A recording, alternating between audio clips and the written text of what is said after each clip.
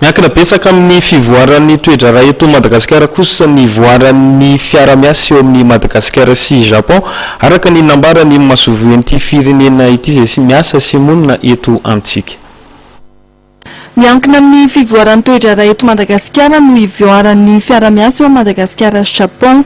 Ny valim-pifidianana ben'ny tanàna sy mpanotsaina, ny fanavozana amin'ny fitantanam-bola, ny famoahana amin'ny fanitsinan teti-bolam-panjakana 2024 ary ny fanapa-kevitra raisin'ny FMI mikasika ny FEC na ny facilité élargie de crédit ho an'ny Madagasikara.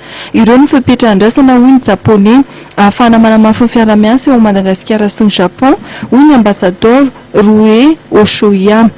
Miankina amin'ireo ihany koa ny famatsim-bola tanterahan'ny mpandraragoavana Japonais.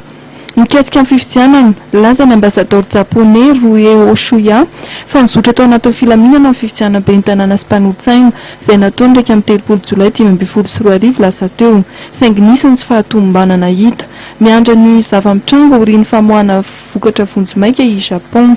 Malheureusement, à cette époque, Madagascar était toujours en pleine crise.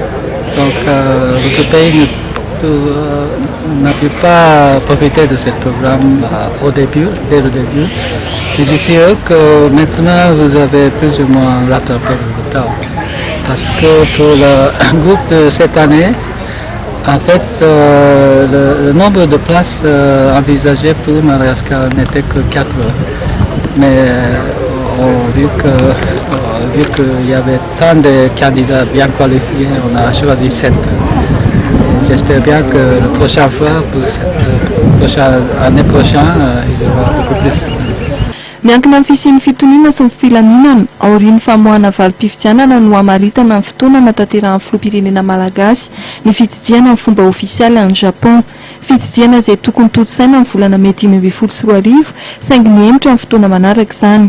Raha ny taritra nataon'ny ambassadeur japonais dia efa nisy ny fionana tamin'ny filoham-pirenena malagasy mikasika amin'ny fitsidiana any Japon ary miandry ny fivoaran'ny toetra raha eto Madagasikara i Japon.